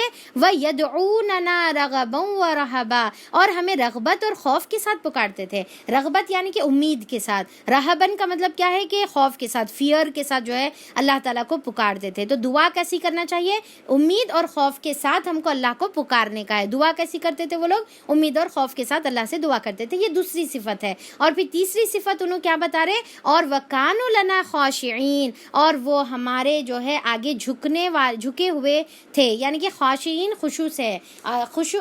اب دیکھیں کہ اسی لیے میں عربک میں اسی لیے پڑھی نا کہ ترجمے میں کیا پڑھ لیا ہم؟ اور وہ ہمارے آگے جھکے ہوئے تھے، یعنی کہ صرف جھکنے کا مطلب، اب جھکنا کیا؟ رکوع میں تھے، سجدے میں تھے۔ اب ورڈ کیا استعمال ہے؟ خاشعین۔ دیکھیں یہ ہے خوبصورتی عربی کی۔ خاشعین کا مطلب کیا ہے؟ ایسا خوف اور ڈر جس کی وجہ سے اس کے جو اعضاء ہے وہ اللہ کے سامنے جھک جائیں، اس کی نظریں جھک جائے، اس کی آواز کم ہو جائے، اس کے شولڈرز جھک جائے، ٹھیک ہے۔ خشوع، اور ساتھ میں خضوع کا ورڈ بھی آتا ہے نا، خضوع کا بھی ایسی سملر معنی ہے۔ تو وہ خشیت جس میں انسان کا دل اللہ کے سامنے جھک جاتا ہے، تو وہ کیا ہے، خاشعین کرنے والے تھے، ڈر اللہ تعالیٰ سے ڈرنے والے تھے. تو یہ 3 صفت اللہ تعالیٰ یہاں پر بتا رہے، کس کی؟ یحییٰ علیہ السلام کی، اور زکریا علیہ السلام کی، اور پھر یونس علیہ السلام کی، کہ وہ نیک کام میں دوڑ دھوپ کرتے تھے، رغبت اور خوف سے اللہ کو پکارتے تھے، اور اللہ کے سامنے جھکنے والے تھے. اور اب آخری میں جو ہے اب یہاں پر اور 2 پرسنالٹیز کا ذکر ہے. اب دیکھیے کہ آپ بتائیے کس کا ذکر ہے. اور وہ خاتون جس نے اپنی عصمت کی حفاظت کی تھی. کون ہے بھئی یہ خاتون جس نے عصمت کی حفاظت کی تھی؟ ایگزیکٹلی مریم علیہ السلام کا ذکر ہے، جس کے اندر جو ہے اشارہ دیا جا رہا ہے اور ان کی صفت بتائی جا رہی ہے کہ وہ اپنی عصمت کی حفاظت کرنے والی تھی، اپنی ڈیزائرز کو جو ہے، اپنی شہوت کو کنٹرول کرنے والی تھی، کیونکہ ان کی جو شادی کے بغیر جو ہے اللہ تعالیٰ نے ان کو اولاد عطا کی تھی. تو ان کی پیورٹی کے بارے میں اللہ تعالیٰ یہاں پر ذکر کرے، اور ہم نے اس کے اندر اپنی روح پھونک دی. اور روح پھونکنے کا کیا مطلب ہے؟ یہ روح اللہ کون ہے؟ یہ عیسیٰ علیہ السلام ہے. جی ایگزیکٹلی اپنی روح کو جو ہے اللہ تعالیٰ نے پھونکا، اور اسے اس کے بیٹے کو دنیا بھر کے لیے نشانی بنا دیا، یعنی کہ اس کو اور اس کے بیٹے کو، کس کو؟ مریم علیہ السلام کو اور عیسیٰ علیہ السلام. اب یہاں پر نا ایک خوبصورت بات، میں جب تفسیر پڑھ رہی ہوں تھی، تو جب آیتیں پڑھ رہی ہوں تھی، اتنا اچھا دکھا مجھے کہ دیکھیں کہ اللہ تعالیٰ مسلسل 17 نبیوں کا ذکر کرے، آخری میں عیسیٰ علیہ السلام 17th نبی ہے، ٹھیک ہے، پوروں کا ذکر کرتے ہوئے بیچ میں اللہ تعالیٰ نے بی بی مریم علیہ السلام کا بھی ذکر کیا، یعنی کہ ان کو ایسے پرسنالٹیز کے بیچ میں رکھا جو انبیاء اکرام کے لیول کی پرسنالٹیز کے بیچ میں اللہ تعالیٰ نے بی بی مریم کا ذکر کر دیا. ہاں پر پردے کی خاطر اللہ تعالیٰ نے ان کا نام نہیں لیا. کیا پیاری بات ہے، دیکھیے کہ اللہ تعالیٰ نے ان کا کیا ہے یہاں پر نام نہیں لیا، بلکہ صفت بتا دی، ان کی صفت اور ان کے جو ہے بیٹے کی صفت، دونوں کی بھی جو ہے صفت اللہ تعالیٰ یہاں پر بتا دی. اچھا، پھر اس کے بعد یہاں سے ہمارا جو ہے 3rd پارٹ اسٹارٹ ہوتا ہے 92 سے 112 تک. یہ تمہاری امت حقیقت میں ایک ہی امت ہے، اور میں تمہارا رب ہوں، بس تم میری عبادت کرو. کون سی امت بھائی؟ اب یہ اس کا اشارہ جو ہے عیسیٰ علیہ السلام کی طرف جو ہے بتایا جاتا کہ عیسیٰ علیہ السلام کی طرف ہے یا آپ صلی اللہ علیہ وسلم. پہلے عیسیٰ علیہ السلام کے طرف دیکھیں گے. اب اللہ تعالیٰ کیا بولے؟ یہ تمہاری امت حقیقت میں ایک ہی امت ہے، یعنی کہ عیسیٰ علیہ السلام، اور پھر اس سے پہلے انہوں کس کی طرف؟ یعنی کہ یہودیوں کی طرف بھیجے گئے تھے، ان کے جو فالوورز تھے وہ عیسائی، پھر اس کے بعد نبی کریم صلی اللہ علیہ وسلم. اللہ تعالیٰ بول رہے یہ سب ایک ہی امت ہے، اور یہ قیامت میں ایک امت بن بھی جائیں، قیامت سے پہلے یہ ایک امت بن بھی جائیں گے. جیسے آخری میں جب عیسیٰ علیہ السلام کی جو سیکنڈ کمنگ ہے، سیکنڈ جب عیسیٰ علیہ السلام آئیں گے، تو وہ ٹائم پہ یہودیوں کو بھی معلوم ہو جائے گا بی بی مریم اور عیسیٰ علیہ السلام کے بارے میں، انہوں بھی پھر جو ہے کچھ جو ایمان لانا ہے تو ایمان لائیں گے، عیسائیاں بھی ایمان لے کر آئیں گے، اور مسلمان تو آلریڈی آپ عیسیٰ علیہ السلام کو اللہ تعالیٰ کا نبی جو ہے مانتے ہیں. تو یہ آخری میں پورے لوگ ایک امت بن جائیں گے. مگر یہ لوگوں کی کارستانیاں یہ ہے کہ انہوں نے آپس میں اپنے دین کو ٹکڑے ٹکڑے کر ڈالا. تو اب اگر آپ صلی اللہ علیہ وسلم کی طرف یہ مخاطب ہے تو اس کا کیا مطلب ہے کہ اللہ تعالیٰ بول رہے کہ یہ تمام جتنے بھی انبیاء اکرام کا ذکر ہوا، یہ سب ایک ہی امت تھے، سب ایک ہی امت تھے. کیا مطلب؟ کہ سب کا مشن توحید تھا، سب اللہ کی طرف دعوت دینے والے تھے، سب لوگ اپنے قوم کو جو ہے اللہ کی طرف بلاتے تھے، اور سب کی قوم مسلمان ہی تھی، سب کو مسلمان ہی بولیں گے. کوئی ان کو اللہ تعالیٰ نے دوسرا ٹائٹل آج تک آدم علیہ السلام سے آخری نبی تک کسی کو بھی اللہ تعالیٰ نے اپنی طرف سے مسلمان کے علاوہ کوئی اور ٹائٹل نہیں دیا. ٹھیک ہے، تو مسلمان سب لوگ مسلمان تھے، سب ایک ہی امت تھے. اور پھر پر کیا کرے، بعد میں لوگ جو ہے آپس میں ٹکڑے ٹکڑوں میں بٹ گئے. تو اب ہم اگر اپنے کانٹیکس میں اگر ہم دیکھیں گے تو آج بھی دیکھیں کہ آپ صلی اللہ علیہ وسلم نے ہم کو جو دین بتایا، جو قرآن اور حدیث بتائی، ہم نے اس کو لے لیا، پر ہر کوئی جو ہے اپنے اپنے جو ہے الگ الگ فرقوں میں، ٹکڑوں میں جو ہے ہم بٹ گئے. اور اب دیکھیں کہ کوئی جو ہے کیا لے لیا، کوئی ایک چیز لے کر اسی کو امپورٹنس دینے لگا. اب دیکھیے کہ آج جو جماعتوں میں ڈیوائیڈڈ ہے یا فرقوں میں جو لوگ ڈیوائیڈڈ ہے، کیا کر رہے؟ ہر کوئی ایک مقصد کے تحت کیا کر رہا؟ بس اسی کو امپورٹنٹ سمجھتا ہے، اور باقی کے تمام چیزیں اس کے نزدیک جو ہے بیکار ہیں. تو اب کوئی جو ہے صحیح حدیث کو لے کر بیٹھا ہوا ہے، کوئی نماز کو لے کر بیٹھا، کوئی جو ہے تبلیغ اور دعوت کو لے کر بیٹھا ہوا ہے، کوئی حلال اور حرام کو لے کر بیٹھا ہوا ہے، کوئی تصوف کے طریقے کو لے کر بیٹھا ہوا ہے، الگ الگ طریقوں کو لے کر بیٹھے ہوئے، اور ان کے نزدیک بس وہی امپورٹنٹ ہے. کوئی جو ہے روحانیت کے پیچھے ہے تو اس کے نزدیک جو ہے یہ ظاہری عبادتیں کوئی اہمیت نہیں رکھتی. کوئی ظاہری عبادتیں یعنی کہ نماز میں ہاتھ ایسا رکھنا، ٹوپی ایسی پہننا، یا ٹوپی پہننا یا نہیں پہننا، تو انہوں اس کو لے کے بیٹھے، روحانیت کو بھول گئے. اصل دین کیا ہے؟ روحانیت اور ظاہریت دونوں کو ملا کر جو ہے، یعنی کہ ظاہریت میں کیا آئے گا؟ عبادات آئے گی، ٹھیک ہے؟ تو عبادت کے ظاہری طریقے بھی امپورٹنٹ ہے اور روحانیت بھی امپورٹنٹ ہے. ایک کو لے رہے، ایک کو چھوڑ دے رہے، ٹھیک ہے؟ ایک کو اہمیت دے رہے، اس کے مطابق بس اس کو اہمیت دے کے زندگی گزار رہے ہیں اور باقی کے سب چیزوں کو چھوڑ دیے. نہیں، پورے چیزوں کو ملا کر، جیسا نبی زندگی گزارے، جیسا صحابہ زندگی گزارے، تو ساری چیزوں کو لینا ہے، الگ الگ مقصدوں کو لے کر ٹکڑوں میں نہیں بٹنا ہے. تو سب کو ہماری ہی طرف پلٹنا ہے. پھر جو نیک عمل کرے گا اس حال میں کہ وہ مومن ہو، یعنی کہ کنڈیشن کیا ہے نیک عمل کی قبولیت کی؟ کہ وہ مومن ہو، تو اس کا کام کی ناقدری نہ کی جائے گی، یعنی کہ اس کی جو سعی ہے، اس کی جو کوششیں ہیں، اس کی ناقدری نہیں کی جائے گی. یعنی کہ اللہ تعالیٰ اس کے چھوٹے چھوٹے عمل کو بھی قدردان رہے گا، قدر کرے گا اور شرف قبولیت بخشے گا اور اس کے بدل اجر عطا کرے گا. اور اسے ہم لکھ رہے ہیں اور ممکن نہیں ہے کہ جس بستی کو ہم نے ہلاک کر دیا ہو وہ پھر پلٹ سکے، یعنی کہ پھر سے ایک بار ہلاک ہو گئی تو پھر دوبارہ نہیں پلٹ سکتی. اور پھر یہاں تک کہ جب یاجوج ماجوج جو ہے کھول دیے جائیں گے. کیا ہے؟ اب اس کا ذکر ہم اس سے پہلے سورہ کہف میں ہم لوگ پڑھے تھے نا کہ کس طریقے سے ذوالقرنین نے ان کو بند کر دیا تھا. تو قیامت سے پہلے کیا ہو جائے گا؟ اللہ تعالیٰ یاجوج اور ماجوج کو کھول دیں گے اور قیامت سے پہلے وہ لوگ نکل آئیں گے. اب اس کے بارے میں دیکھیے بہت سارے الگ الگ روایتیں ہیں. کچھ یا پھر میجورٹی میں بولوں کہ میجورٹی ہمارے جو ہے سلف اور ہمارے علماء اکرام جو اہل سنت والجماع جو ہے اس کے بارے میں یہ بولتے ہیں کہ یہ یاجوج اور ماجوج انفیکٹ ایک لٹرلی ایک قوم ہے، ٹھیک ہے، جس کو ذوالقرنین نے بند کر دیا ہے. اور پھر وہ قیامت سے پہلے اللہ تعالیٰ ان کو وہ نکل آئیں گے جیسا حدیثوں سے ہم کو ملتا ہے. اور اس کے علاوہ کچھ تھوڑے سے جو ہے علماء اکرام اس کے بارے میں یہ بھی بتاتے ہیں، اسکالرز یہ بتاتے ہیں کہ یہ یاجوج اور ماجوج جو ہے یعنی کہ ایک قوم الگ، یعنی کہ ان کا ٹائٹل یہی نہیں رہے گا بلکہ الگ الگ قوم کی شکل میں اللہ تعالیٰ دنیا والوں کو ان سے مزہ چکاتے رہیں گے. یعنی کہ ان کو پاور دیں گے اور وہ پاور جو ہے وہ لوگ، یعنی کہ جو آج ایٹ پریزنٹ اگر کوئی ایک انسان ظلم کر رہا، ٹھیک ہے، ایک جو ہے کنٹری دوسرے کنٹریوں پر ظلم کر رہی، ایک پاور کسی اور پر ظلم کر رہا، تو وہ بھی ایک یاجوج اور ماجوج کی ہی ایک شکل ہے، ٹھیک ہے. تو ایسا بھی جو ہے کچھ لوگ سمجھتے ہیں. بہرحال جو بھی ہے تو قیامت سے پہلے یہ فساد جو ہے برپا ہونے والا ہے. اور اللہ تعالیٰ بول رہے کہ ان لوگوں کی جو بندشیں ہیں، ان لوگوں کی جو لمٹس ہیں، اللہ تعالیٰ اس کو کھول دیں گے. وہ جو دیوار جو ذوالقرنین نے بنائی ہے وہ دیوار ٹوٹ جائے گی اور ہر بلندیوں سے وہ ایسے نکل آئیں گے جیسا انسان جو ہے اونچائی سے جب نیچے کی طرف بھاگتا ہے. سمجھے کہ ایک کوئی جو ہے ہل کے اوپر سے کوئی نیچے انسان اتر رہا اونچائی سے، تو وہ کیسا اترتا ہے؟ تیزی سے سلائیڈ ہو رہا جیسا محسوس ہوتا نا. تو ویسا جو ہے وہ تیزی سے جو ہے لوگوں کے اوپر ٹوٹ پڑیں گے. تو جب اور وعدہ برحق ہے جو پورا ہونے کا وقت، جس کا پورا ہونے کا وقت قریب آ لگا ہے تو یکایک ان لوگوں کے دیدے پھٹے کے پھٹے رہ جائیں گے جنہوں نے کفر کیا تھا. اب اس کے بارے میں حدیث میں بھی آتا ہے کہ آپ صلی اللہ علیہ وسلم نے فرمایا کہ قیامت جب تک نہیں ہوگی جب تک کہ یہ 10 نشانیاں، 10 علامتیں نہ آئیں، ٹھیک ہے. یہ 10 علامتیں جب تک نہیں ظاہر ہوگی قیامت پیش نہیں آئے گی. کون بول رہی ہے؟ آپ صلی اللہ علیہ وسلم یہ بات بتا رہے. اب دیکھیے کہ وہ 10 علامتیں کیا ہیں.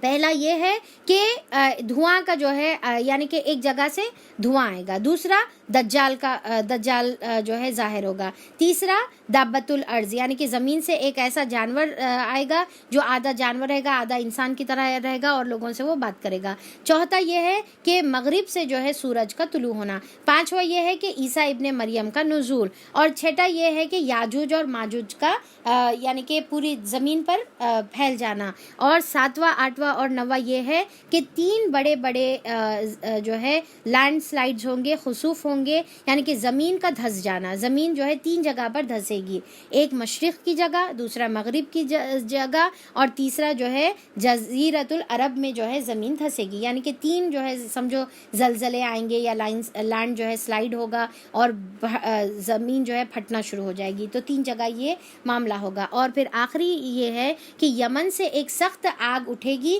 جو لوگوں کو محشر کی طرف ہانک کر لے جائے گی. تو یہ 10 نشانیاں آپ صلی اللہ علیہ وسلم نے بتایا ہے. اب دیکھیے کہ یہ ایسی چیزیں ہیں جو اگر ہمارے کو جیسا ظاہر نہیں ہے یہ ایسا کیسا ہو سکتا، تو اب ہم ایسی چیزوں کو کیا کریں گے؟ متشابہات میں لیں گے اور اس کے اوپر بس ہم ایمان لائیں گے. وہ جب ہوگا جب ہی ہم کو سمجھ میں آئے گا. وہ کیسا ہوگا, کیا کیفیت ہوگی, وہ اللہ بہتر جانتا ہے. ٹھیک ہے, تو اب یہ جو 10 چیزیں ہیں وہ انشاءاللہ میں آپ لوگوں کو ٹیکسٹ جو ہے فارورڈ کروں گی گروپ کے اندر. آپ کو پریشان ہونے کی ضرورت نہیں ہے, اور اس کے اوپر کوئی کوئز بھی نہیں ہے. ٹھیک ہے, تو پریشان مت ہوئیے. تو انشاءاللہ اس کی ڈیٹیلز میں گروپ میں ڈال دوں گی. اچھا, تو اللہ تعالیٰ یہاں پر آپ صلی اللہ علیہ وسلم کیا بتائے کہ قیامت سے پہلے یاجوج اور ماجوج آئیں گے, اور جب قیامت برپا ہوگی تو پھر کیا ہوگا کہ تمام لوگوں کے دیدے پھٹے کے پھٹے رہ جائیں گے, اور ایسی ہولناکی کس کے اوپر طاری ہوگی جو کفر کرے ہوئے رہیں گے.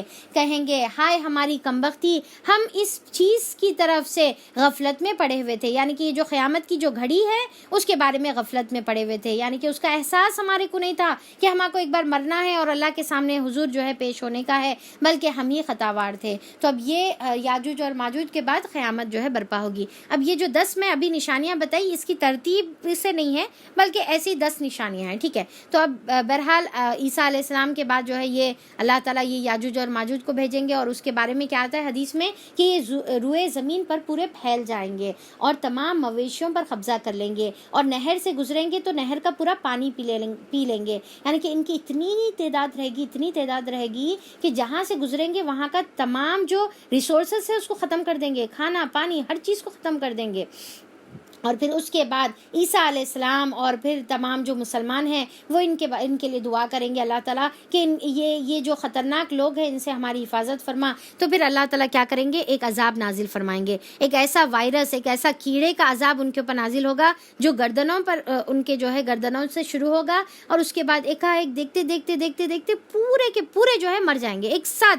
ایسا وائرس ان کے اندر, مطلب اب میں وائرس صرف سمجھانے کے لیے آپ کو بتا رہی ہوں, ورنہ پھر جو ہے حدیث میں جو آتا ہے کیا ہے کہ ایک گردنوں پر جو ہے کیڑے کا کچھ عذاب ان کے اوپر ہوگا. تو بہرحال ان مر جائیں گے, اور ایسی باڈیز ان کی ہر طرف پڑے ہوئے رہے گی کہ کوئی پرندے کو جو ہے پر یعنی کہ اپنا یعنی کہ ٹکنے کے لیے جگہ نہیں رہے گی. اتنی باڈیز سے پوری زمین جو ہے روئے زمین بھر جائے گی. تو پھر اللہ تعالیٰ ایسے پرندوں کو بھیجے گا جو لمبی گردنوں کے رہیں گے, اور ان کی وہ پرندے آ کر وہ باڈیز کو اٹھا کر لے جائیں گے, اور پھر اس کے بعد اللہ تعالیٰ بارش برسائے گا اور تمام زمین کو ان کی گندگیوں سے پاک کر دے گا. اور پھر زمین پر صرف کون رہیں گے, مومن. عیسیٰ علیہ السلام کی معیت میں صرف مومن لوگ جو ہے باقی رہیں گے. تو اللہ تعالیٰ یہ جیسا بھی جو معاملہ کرنے والے ہیں, بے شک یہ حقیقت ہے. جب ہمارے نبی نے یہ بتا دیا ہے تو ہم اس کے اوپر آمنا و صدقنا کرنے کا ایمان لائے اور اس کو سچ ماننا ہے. اور پھر دوسرا جو ہے ایسے تمام فتنوں سے اللہ تعالیٰ سے حفاظت کی دعا کرے. اللہ تعالیٰ ایسے خطرناک فتنوں سے ہماری حفاظت فرما, اور وہ موت سے پہلے, وہ قیامت برپا ہونے سے پہلے ہم کو جو ہے اللہ تعالیٰ غفلتوں کے جو نیند میں ہم سوئے ہوئے ہیں اس سے ہم کو بیدار کر دے, اور اللہ تعالیٰ ہم کو اس کی تیاری کرنے کی توفیق عطا فرما. پھر اللہ تعالیٰ فرماتے ہیں بے شک تم اور تمہارے وہ معبود جنہیں تم پوچھتے ہو جہنم کا ایندھن بنیں گے. اب دیکھیں کہ کیا بات بتائی جا رہی, بہت اہم ہے, بہت امپورٹنٹ ہے. کیا بول رہے اللہ تعالیٰ, وہ تمہارے جو معبود ہے جنہیں تم پوچھتے ہو, تو قیامت میں شرک کرنے والوں کو, جو عبادت کرنے والے ہیں عابد اور معبود دونوں کو بھی جہنم کا اللہ تعالیٰ ایندھن بنائیں گے. فیول ان کا جو ہے کیا رہیں گے, ان کے خود معبود اور ان کی جو ہے جو عبادت جو شرک کرنے والے ہیں. وہیں تم کو جانا ہے, اگر یہ واقعی خدا ہوتے تو وہاں نہ جاتے. یعنی کہ اللہ تعالیٰ جو دنیا میں جس کی عبادت کی جا رہی ہے وہ تمام چیزوں کو اللہ تعالیٰ جہنم میں ایندھن کے طور پہ, یہاں تک کہ جو مورتیاں ہوتے ہیں, جو پتھر ہوتے ہیں, وہ پتھروں کو بھی اللہ تعالیٰ جہنم میں ایز اے ایندھن یوز کریں گے. اور اللہ تعالیٰ بول رہے اگر انہوں سچی میں خدا ہوتے تو وہاں پر نہیں جاتے. اب سب کو ہمیشہ اسی میں رہنا ہے, یعنی کہ وہاں پر پھر خالدون ہیں, وہاں پر ہمیشہ رہنا ہے. وہاں وہ پھنکارے ماریں گے, اور حال یہ ہوگا. اب دیکھیں کہ پھنکارے ماریں گے کا مطلب کیا ہے کہ جیسا تکلیف میں انسان زور زور سے چیختا کر رہا تھا, تو ویسے جو ہے چیخیں اور پھنکارے ماریں گے, اور حال یہ ہوگا کہ اس میں کان پڑی آواز نہ سنائی دے گی. یعنی کہ ہر ایک انسان کی, اب دیکھیں کہ یہ آیت بھی نا اتنی خطرناک جو ہے مجھے لگتی ہے نا, کہ وہاں پر اتنا چیخ و پکار ہوگا. اب ایک امیجن کریے, ایک انسان جو ہے بیمار ہے اور انہیں تکلیف میں ہے, تو انہیں کیا بولتا, جیسا سر میں درد ہے، شدید سر میں درد ہے سمجھے، تو انہیں کیا بولتا، سب جنے یہاں سے چلے جاؤ. اب ان کو بچوں کی آوازیں، بچوں کا ہنسنا بولنا بھی، وہ جو ہے ماں حالانکہ محبت کرنے والی وہ ماں ہے تو بھی ان کو جو ہے وہ بچوں کا ہنسنا بولنا اچھا نہیں دکھتا. انہیں بولتی یہاں سے سب چلے جاؤ، میرے کو آوازیں اچھی نہیں دکھ رہی، چیخ پکار اچھا نہیں دکھ رہا. اب ہر ایک انسان اپنی تکلیف میں جب مبتلا ہوتا ہے تو شانتی چاہتا، رائٹ. تو اب یہاں پر دیکھیں کہ جہنم میں حال یہ رہے گا کہ ہر ایک انسان تکلیف میں ہے، ٹھیک ہے، اور ہر انسان تکلیف میں خود اپنی تکلیف سے چیخ رہا، اور پھر وہ تکلیف میں پھر ہمارے کو دوسروں کی چیخیں پکارے بھی جو ہے سنے ہوئے آتے رہیں گی. تو وہ چیخ اور پکار، وہ عالم، وہ تکلیف اور وہ ہنگامہ اور پھر وہ کیفیت کیا ہوں گی، ہم جو ہے یعنی کہ سوچ بھی نہیں سکتے. ایک انسان اگر تکلیف میں نہیں بھی رہا پر دوسروں کی تڑپ سے چیخ اور پکار انہیں برداشت نہیں کر سکتا، اسی سے اس کا دل جو ہے دہل جاتا، اسی سے اس کو تکلیف ہونا شروع ہو جاتی، وہ حال سے انہیں نکل کر کہیں بھاگ جانا چاہتا، کہیں دور چلے جانا چاہتا. اب وہاں پر دیکھیے کوئی بھاگنے کی جگہ نہیں، خود کی تکلیف، دوسروں کی تکلیف کی کراہیت اور چیخ اور پکار کی آواز کہ کان پڑی آواز بھی وہاں پر سنائی نہیں دے گی. رہے وہ لوگ جن کے لیے ہماری طرف سے بھلائی کا پہلے ہی سے فیصلہ ہو چکا ہو تو وہ یقیناً اس سے دور رکھے جائیں گے. یعنی کہ اللہ جو نیک عمل کرے، جس کے اوپر اللہ تعالیٰ رحمت کا فیصلہ کر دیا ان کے عمل کی وجہ سے، اور تو اللہ تعالیٰ ان کو جو ہے قیامت میں محفوظ رکھے گا، اس کی وہ سرسراہٹ تک نہ سنیں گے. دیکھیے اب یہ دعا ہم کو کرنا ہے، اللہ تعالیٰ ہم کو جہنم کی نہ سرسراہٹ تک بھی مت سنا، اس کی کوئی آواز تک، اس کی کوئی چیز ہم کو نہیں سنا، اللہ تعالیٰ اس کا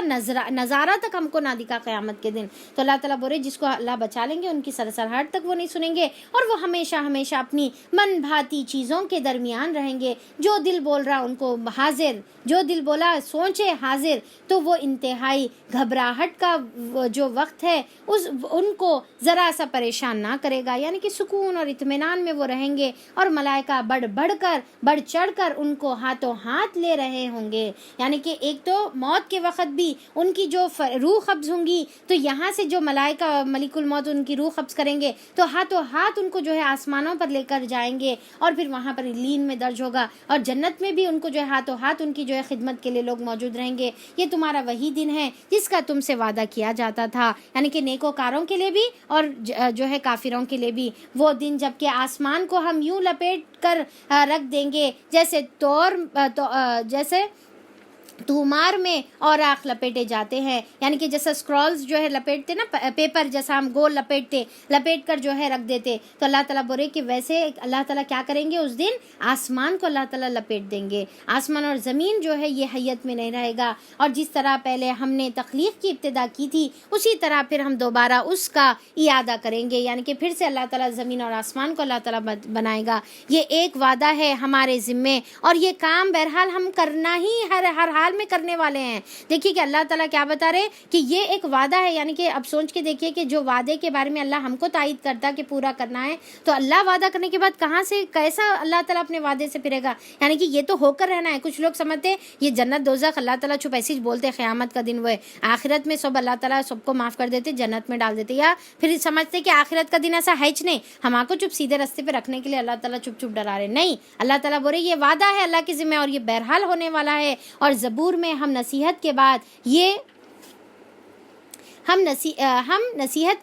لکھ چکے ہیں کہ زمین کے وارث ہمارے نزدیک بندے ہمارے نیک بندے ہوں گے. اس میں ایک بڑی خبر ہے عبادت گزار لوگوں کے لیے. تو اللہ تعالیٰ بتا رہے کہ یہ اللہ تعالیٰ آلریڈی فیصلہ کر چکے ہیں کہ زمین کے وارث، یعنی کہ وہ جو آخرت میں جو زمین بننے والی ہے، یعنی کہ جو جنت ہے، اس کے وارث کون رہیں گے؟ صرف نیک بندے رہیں گے. اور اے محمد صلی اللہ علیہ وسلم، ہم نے جو تم کو بھیجا ہے تو یہ دراصل دنیا والوں کے حق میں ہماری رحمت ہے. یعنی کہ نبی کریم صلی اللہ علیہ وسلم ایکچولی ہمارے لیے کیا ہیں؟ ہمارے لیے رحمت العالمین بنا کر بھیجے گئے ہیں.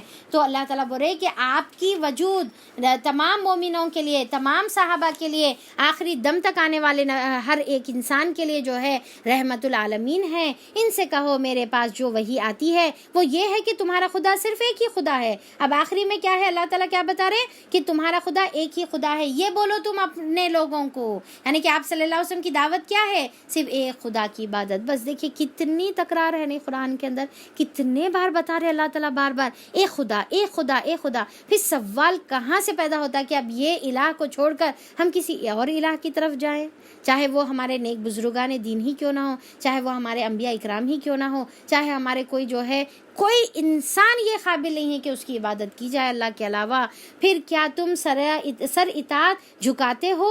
اگر وہ منہ پھیر دیں تو کہہ دو میں نے علل اعلان تم کو خبردار کر دیا ہے. یعنی کہ نبی کا کام کیا ہے؟ خبردار کرنا. ہمارا کام کیا ہے؟ خبردار کرنا. اب یہ میں نہیں جانتا کہ وہ چیز جس کا تم سے وعدہ کیا جا رہا ہے قریب ہے یا دور ہے. بار بار سوال کر رہے کب آتی قیامت، کب آتے معجزات، لے کر آؤ معجزہ بتاؤ قیامت کب آنے والی. اللہ آپ صلی اللہ علیہ وسلم کو اللہ تعالیٰ بول دو کیا ہے، قریب ہے یا دور ہے، میرے کو نہیں معلوم ہے. یعنی کہ نبی کریم صلی اللہ علیہ وسلم کو قیامت کے بارے میں کب آئے گی نہیں معلوم ہے، کیونکہ وہ غیب کی باتیں جو صرف اللہ کے پاس ہے. اللہ وہ باتیں بھی جانتا ہے جو بآواز بلند کہی جاتی ہے اور جو تم چھپا کر کرتے ہو. سب کا جاننے والا اللہ تعالیٰ ہی ہے. انہ یعلم الجہر من القول ویعلم ما تکتمون، کہ جو تم چھپاتے ہو. میں تو یہ سمجھتا ہوں کہ شاید یہ دیر تمہارے لیے ایک فتنہ ہے. اب اللہ تعالیٰ کیا بتا رہے کہ یہ جو تمہارے کو دے رہے یہ تمہارے لیے آزمائش ہے، فتنہ ہے. یہ موقع جو تمہارے کو دیا جا رہا تمہیں ایک وقت خاص تک کے لیے مزے کرنے کا موقع دیا جا رہا ہے. مہلت اللہ تعالیٰ دے رہے اور پھر اللہ تعالیٰ آزادی دے رہے. چاہے تو اس کا فائدہ اٹھاؤ، آخرت کی تیاری کرو، یا پھر دنیا میں رہ کے مزے کر لو، موج مستی کر لو. آخرکار رسول صلی اللہ علیہ وسلم نے کہا اے میرے رب. اب دیکھیے کہ ایسی بات آپ صلی اللہ علیہ وسلم کی، اس سے پہلے ہم نہیں پڑھے تھے. اب یہاں پر دیکھیے جیسا نوح علیہ السلام دعا کرے ویسی نبی کریم صلی اللہ علیہ وسلم بھی بیزار آ کے سمجھا کے بیزار آ کر کیا بول رہے. آخرکار رسول صلی اللہ علیہ وسلم نے فرمایا کہا کہ اے میرے رب حق کے ساتھ فیصلہ کر دے. اب جو بھی فیصلہ ہے بس اللہ تعالیٰ آپ کر دو. اب انہوں سن رہے نہیں، بات مان رہے نہیں. اب اللہ تعالیٰ آپ جو بھی معاملہ کرنا ہے اب آپ ان کے اور میرے بارے میں فیصلہ کر دو. اب اس کے بعد کیا ہے، اللہ تعالیٰ جب آپ صلی اللہ علیہ وسلم یہ دعا کرے تو اللہ تعالیٰ ہجرت کا آپ کو حکم دے دیا. اب ان کو چھوڑ دو ان کے حال پہ اور آپ ہجرت کر کے چلے جاؤ. تو اللہ تعالیٰ اب یہاں کیا دعا کرے نبی کریم صلی اللہ علیہ وسلم، حق کے ساتھ فیصلہ کر دے اور لوگوں تم جو باتیں بناتے ہو ان کے مقابلے میں ہمارا رب رحمان ہی ہمارے لیے مددگار اور سہارا ہے. اب آپ صلی اللہ علیہ وسلم لوگوں کو ایک مخاطب کرے اللہ کو اور دعا کرے، دوسرا مخاطب کرے لوگوں کو کہ بہرحال تم جو بھی باتیں بنا رہے اللہ تعالیٰ جو رحمان ہے میرا رب ہے وہی میرا مددگار اور سہارا ہے. بس میں اس کے اوپر بھروسہ کر رہا ہوں، اس کے اوپر توکل کر رہا ہوں. تو اب یہاں پر دیکھیے کہ یہ آیت میں اتنی خطرناک وارننگ ہے نا. آپ صلی اللہ علیہ وسلم جو اب تک ہمدرد تھے اب یہاں پر دعا کر رہے تو جو کفار مکہ ہے جب یہ آیتیں سنے تو سوچیں ان کی کیا کیفیت ہوئی ہوں گی کہ اب انہوں یعنی کہ یہ جو رحمت بنا کر ہمارے طرف بھیجے گئے اب انہوں ایسی دعا کر رہی تو کتنی خطرناک جو ہے ان کے لیے دعا تھی. اور پھر آخری میں یہ آیت میں رحمان کا پھر سے ذکر آ گیا. جیسا ہم دیکھیں نا کہ سورہ انبیاء میں بار بار رحمان کے جو آپ اللہ تعالیٰ کی جو صفت ہے اس کی بار بار تکرار ہے. تو چلیے اس کے ساتھ الحمدللہ ہمارا جو سورہ انبیاء ہے وہ ختم ہوتا ہے اور ہم الحمدللہ اب سورہ حج کی طرف بڑھتے ہیں. یہ تھوڑا سا الگ نوعیت کا، الگ ڈیفرنٹ سٹائل کا سورہ ہے. اس کے اندر جو ہے آپ ڈیفرنٹ جو ہے اس کے اندر کلرز محسوس کریں گے، ڈیفرنٹ سٹائل محسوس کریں گے، تو جو انشاءاللہ ہم لوگ کل دیکھیں گے. تو یہاں پر ہم لوگ الحمدللہ سورہ انبیاء کا اختتام ہوتا ہے. تو اللہ تعالیٰ سے دعا کے ساتھ ہم یہ اس کا اختتام کرتے ہیں کہ شروعات بھی اللہ کی تعریف اور حمد کے ساتھ ہے اور اختتام بھی اللہ کی تعریف اور حمد کے ساتھ ہے. بے شک اللہ تعالیٰ کے ہر ایک آیت میں ہمارے لیے بہترین اسباق ہے، نشانیاں ہیں اور ہمارے لیے بشارتیں بھی ہے اور ہمارے لیے ڈراوا بھی ہے. ہم یہ دعا کرتے ہیں کہ اللہ تعالیٰ جو جیسے تو نے ہم کو توفیق عطا فرمائی ہے کہ اللہ تعالیٰ ہم تیری آج یہاں پر بیٹھ کر کتاب کو سن رہے ہیں، پڑھ رہے ہیں، سمجھ رہے ہیں، اس کے اندر جو ہے غور اور فکر کرنے کی کوشش کر رہے ہیں. اللہ تعالیٰ تو نے ہم پر یہ احسان کیا ہے، بس ہم پر اور مزید اللہ تعالیٰ احسان فرما کہ ہم کو اس کے اوپر عمل کرنے کی توفیق عطا فرما دے. اس کے ذریعے سے ہماری دنیا اور آخرت کو اللہ تعالیٰ تو رحمتوں اور برکتوں والی بنا دے. یا رب العالمین جو انبیاء اکرام ہمارے لیے مشعل راہ ہے، ہمارے لیے نمونہ ہے، اللہ تعالیٰ ان کی زندگیوں کے مطابق ہم کو بھی زندگیاں گزارنے والا بنا دے۔ اللہ تعالیٰ ایوب علیہ السلام کی طرح صبر اور شکر کرنے کی توفیق عطا فرما دے۔ اللہ تعالیٰ جو تو نے نعمتیں عطا فرمائی ہیں اس میں شکر کرنے والا بنا دے۔ اگر کوئی ہم میں سے اس حال میں ہے کہ وہ آزمایا جا رہا ہے تو اس کے اوپر صبر کرنے کی توفیق عطا فرما، اور اللہ تعالیٰ ہم میں سے ہر ایک کو تو عافیت عطا فرما۔ اللہم انی اسألک العافیہ، اللہم انا نسألک العافیہ۔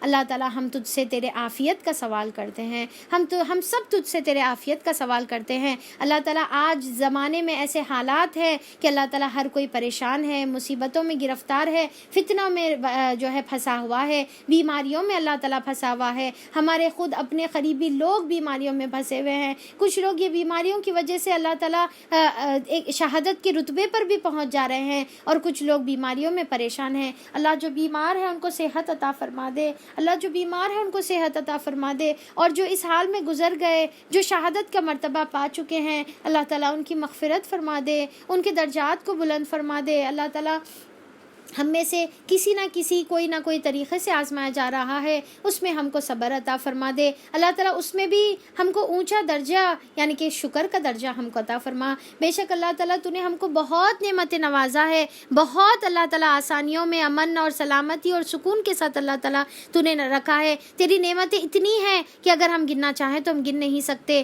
پر اللہ تعالیٰ ہم جو ہے تیری نعمتوں کو بھول جاتے ہیں اور ناشکریاں کرنے لگتے ہیں۔ اللہ تو ہم کو اسے محفوظ کر دے، ہم تیرے ناشکرے بندے نہ بن جائیں۔ اللہ تعالیٰ ہم کو تیرے شکر گزار بندے بنا دے یا رب العالمین۔ اللہ تعالیٰ جس طریقے سے تو نے یونس علیہ السلام کے گناہ کو معاف فرما دیا، اللہ تعالیٰ تو ہم کو ہمارے گناہوں کو بھی معاف فرما کر ہم کو یا رب العالمین تو ہم کو نجات عطا فرما دے جو مصیبت اور پریشانیوں میں ہم مبتلا ہے۔ یا رب العالمین جیسا تو نے زکریا علیہ السلام کی دعا قبول کی تو اللہ تعالیٰ تو ہم کو بھی ہماری بھی دعا تو قبول فرما دے اور ہم کو بہترین وارث عطا فرما۔ اللہ جو بے اولاد ہے ان کو نیک صالح اولاد عطا فرما دے، اور اللہ تعالیٰ جو اولاد والے ہیں ان کی اولاد کو نیک صالح بنا دے، ان کی اولاد کو ان کا جو ہے صحیح ثواب جاریہ کا ذریعہ بنا دے، ہماری اولاد کو ہمارے آنکھوں کی ٹھنڈک بنا دے اور ہم کو ہمارے والدین کی آنکھوں کی ٹھنڈک بنا دے۔ اللہ تعالیٰ ہم کو جو ہے خیرات میں